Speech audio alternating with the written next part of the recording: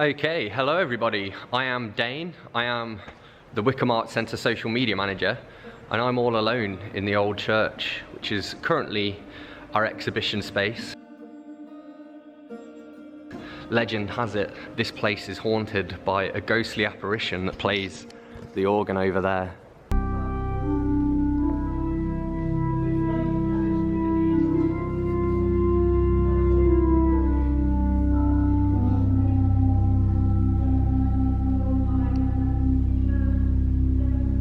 That's not true, by the way, I just totally made that up. So here we are in the entrance hall. So this is Debbie. This is a painting by Dan Wilson of Decreate. He says, Debbie is a staff nurse working in the A&E in Fife, painted as part of the Portraits for NHS Heroes project. Dan produced 3 works for Debbie and her team. This one will be sent to her in Scotland after this exhibition. Dan's also done something I'll show you in a second that's going to be donated to a local hospital.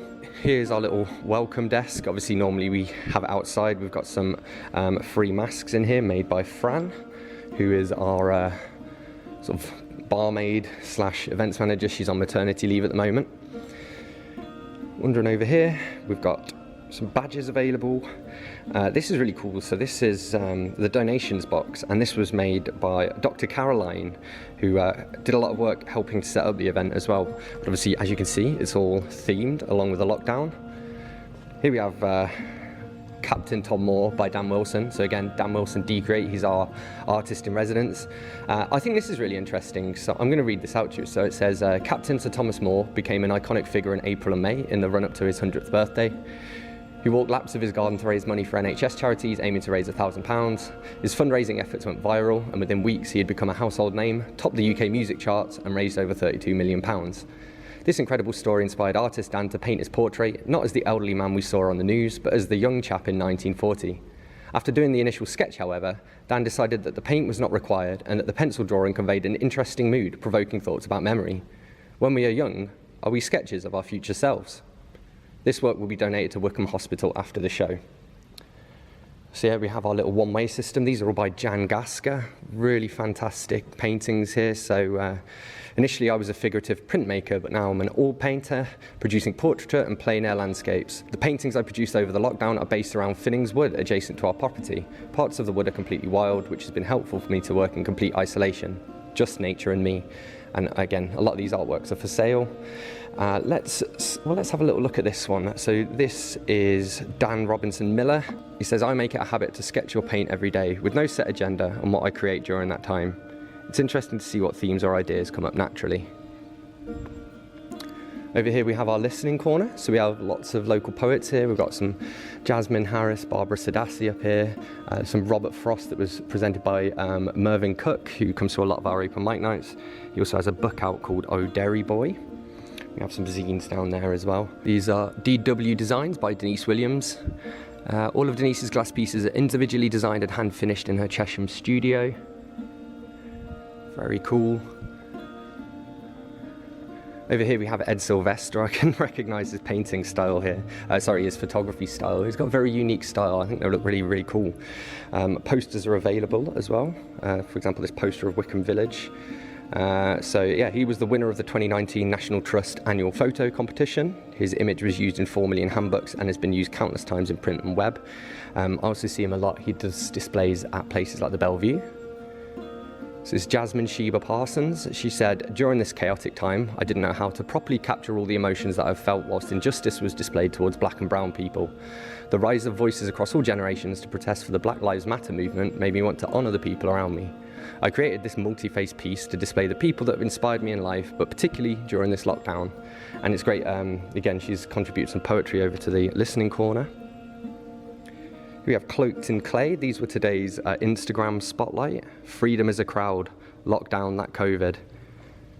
Venetian mask, not PPE. Flying unicorn, escaping the COVID. These are great little captions here. Over here, we have Mark Page. I really like this, actually. This is, look, holiday cancelled. So he says, beachcombing has long been a favourite activity of mine, especially on holiday with the wife and dogs. And he says, however, this year was very different. For many, ourselves included, it felt like summer was cancelled as soon as Matt Hancock said as much on ITV's This Morning. So COVID-19 put paid to our usual 7-day break in one of Polperot's quaint little fishermen's cottages, and our holiday was cancelled. However, as a reminder of happier times, I put together this little objet trouvé. I hope you enjoy looking.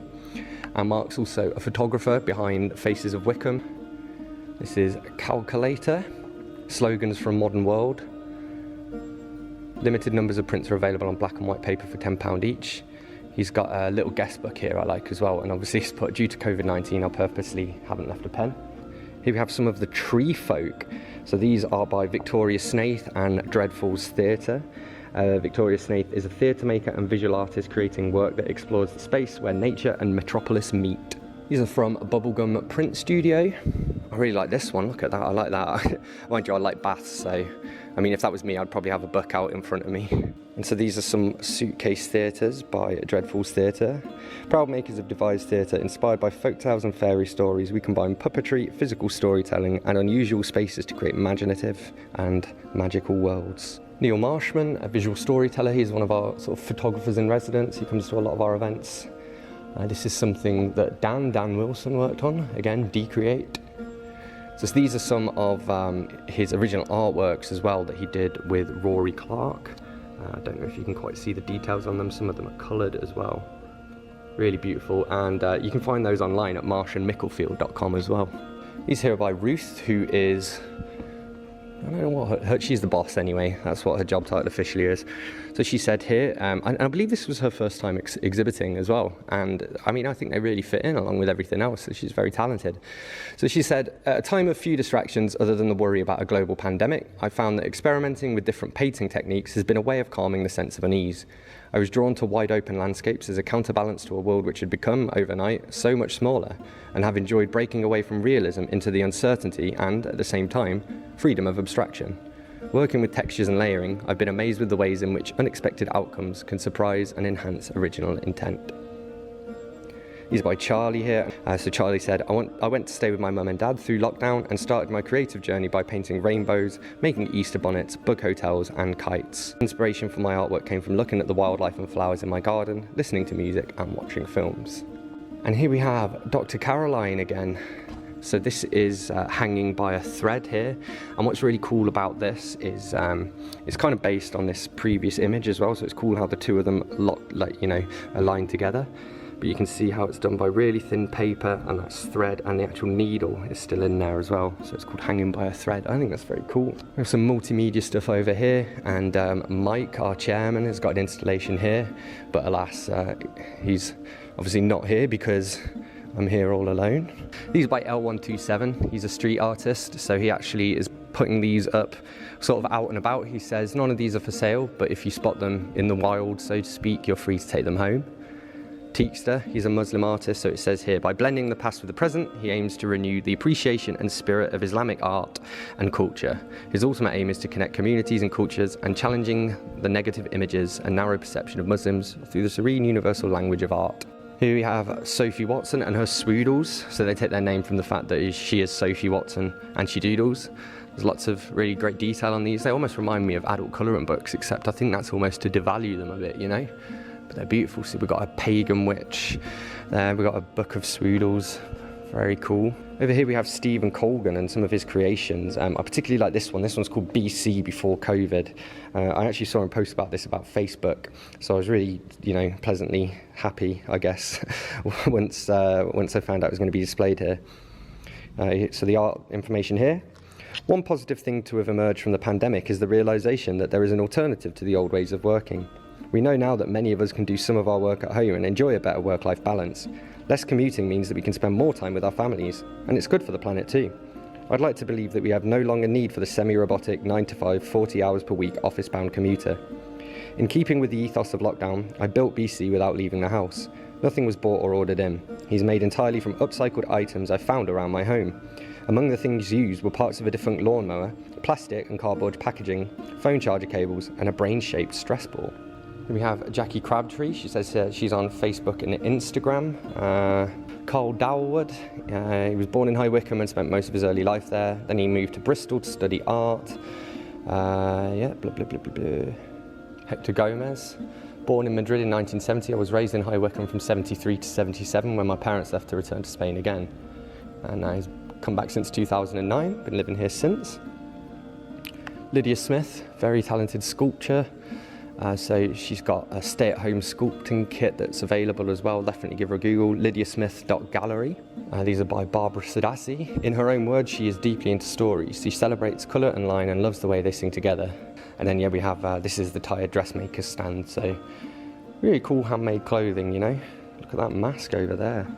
I believe a lot of these are available and stuff as well. Alright, so that's a little bit of a behind the scenes of what we've got in the church area. I don't know what we're going to do with this video. Hopefully we can share it afterwards and be a nice way for people to relive it. I obviously don't want to walk around talking and giving a guided tour when we've got visitors here, but thank you so much for joining. Hit that like button, etc. and I will see you soon. We're going backstage now, down to the crypt.